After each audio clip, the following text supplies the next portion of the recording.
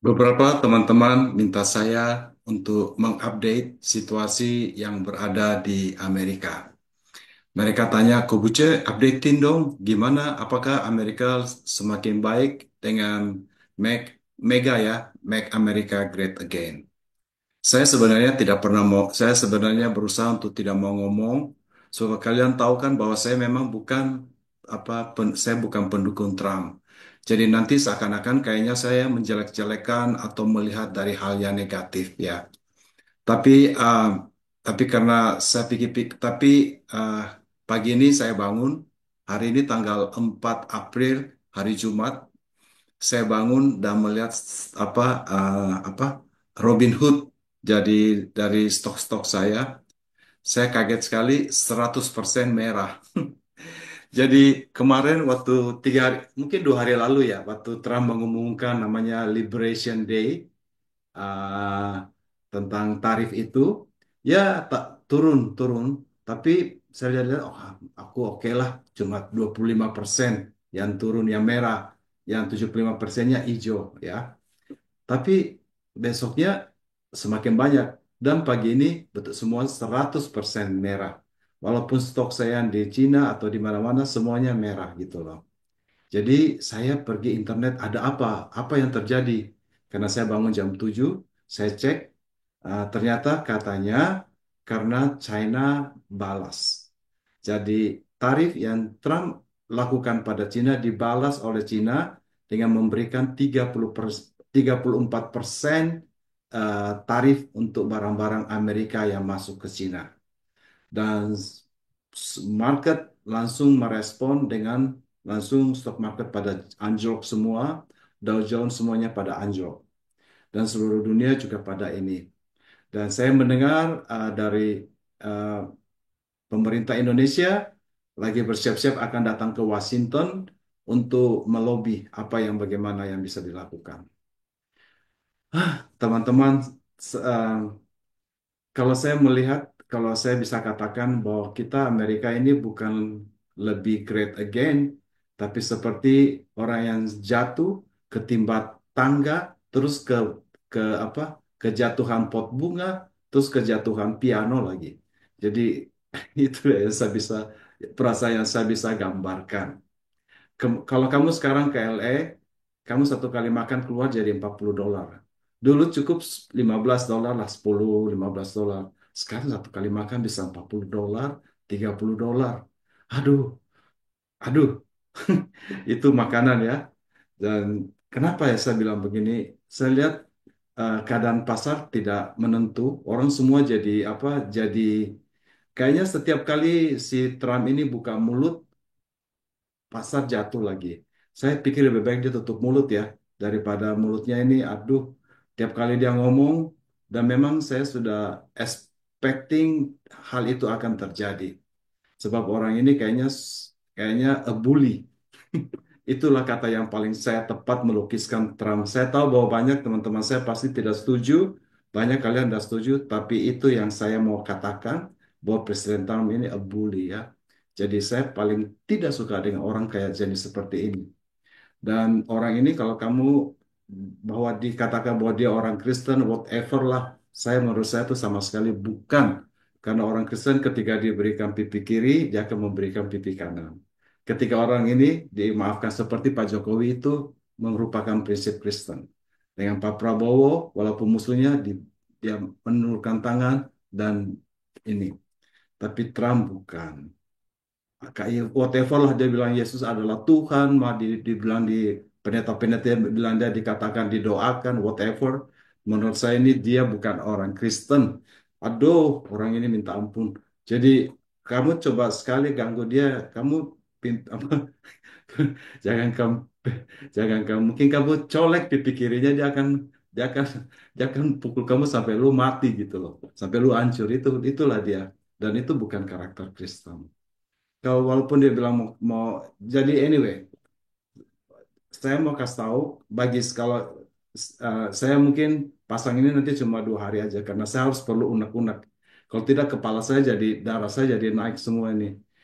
Menurut saya ya apa yang terjadi di Amerika saat ini? Seperti yang kalian lihat bahwa terjadi pemecatan daripada federal, ya. Jadi banyak mungkin hal-hal yang biasa kita take it for granted, sekarang akan banyak yang tidak berfungsi secara proporsional karena banyak orang yang dipecat. Saya yang paling khawatir ini adalah social security. Kasihan itu orang-orang tua yang mengharapkan income dari itu banyak karena pegawai federal apa Social Security-nya dipecat. Juga post office. Kita kan rutin terima setiap hari. Saya dengar dari karena kemarin teman saya beritahu dia yang tadinya kerja di post office sekarang di apa dia saya apa resign dan kemungkinan post office hanya akan 3 atau 4 hari dalam seminggu aja mendeliver surat karena pemotongan apa pegawai. Terus kemudian apa eh, apa kemudian eh, apa itu? Mulai lagi dengan yang paling saya khawatir adalah traffic control karena itu pesawat-pesawat terbang kan harus ini. Mereka dipecatin nanti orangnya tidak kompeten pada banyak kecelakaan nanti apa di pesawat gitu loh.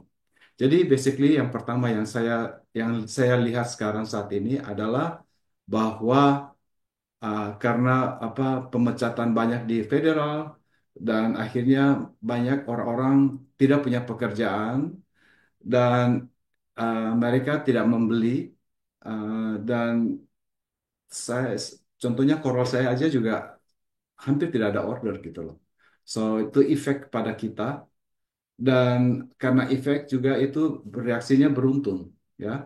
Jadi banyak orang-orang juga beberapa company-company sekarang pada tutup dan orang-orang tidak membeli, akhirnya tidak produksi.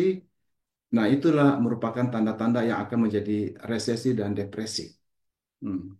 Yang kedua, kita udah kayak begitu, mereka kan mengharapkan mungkin cek dari Social Security, ini juga akan mau itu ditiadakan. Terus kalau mereka sakit kan tadinya kan, oh ya sudah kalau gitu, kalau sakit at least ada Medicare. Itu pun mau ditiadakan. Aduh, Medicare, medical, apa semua mau ditiadakan. Kayaknya ya, Amerika bukan a great country lagi kalau kayak gitu. Kamu ke sini, ya saya nggak tahu mau ngomong apa. Ya tentu mungkin ya udah kita kalau gitu kita kan masih ada pensiun 401k kan orang-orang biasanya pada nabung di situ untuk pensiun kita. Tapi hari ini pasti kekayaannya menyusut sekitar turun sekitar 30%. Pasti asetnya. Eh, ya sudah menurun 30%. Tarif akan barang-barang semua pada naik. Aku nggak tahu lagi. Sekarang aja sudah $30, $40 satu kali keluar makan. Mungkin setelah tarif ini $50 satu kali keluar makan. Jadi saya nggak tahu. Saya whatever lah orang-orang kasih tahu bahwa ini hanyalah untuk permulaannya, ini hanya untuk supaya dia bisa negosiasi. Saya nggak tahu ini negosiasi atau apa. Tapi yang jelas menurut saya orang ini tidak mengerti gitu loh eh, apa bikin negara jadi kacau. Saya merasa Amerika sekarang menjadi kacau, eh, apa jadi musuhnya jadi banyak. Dia kayaknya musuhan sama semua orang. Saya predikti dia pun dengan Elon Musk ini tidak akan lama. Sebab Trump ini orangnya menurut saya memulai dengan hal yang baik, tapi tidak mau mengakhirinya dengan baik. Ada orang-orang karakter seperti itu. Saya prediksi mungkin 3 bulan, 6 bulan, paling lama 6 bulan berkerantem. Nah, Elon Musk akan menjadi musuh paling besar. Semua orang yang dekat dengan dia menjadi seperti itu. Jadi um, ya saya minta maaf sekali lagi untuk teman-teman saya yang mendukung Presiden Trump. Saya tahu banyak teman gereja saya mendukung Presiden Trump. Bahkan kemarin kita makan, ada teman saya datang dari Indonesia, dia bilang, wah Presiden Trump itu adalah the smart guy, orang dalam hati saya whatever lah smart guy apaan gitu kalau menurut saya ya. Jadi saya berusaha tidak mau konfront orang langsung dengan orang, lebih baik saya ngomong di sini.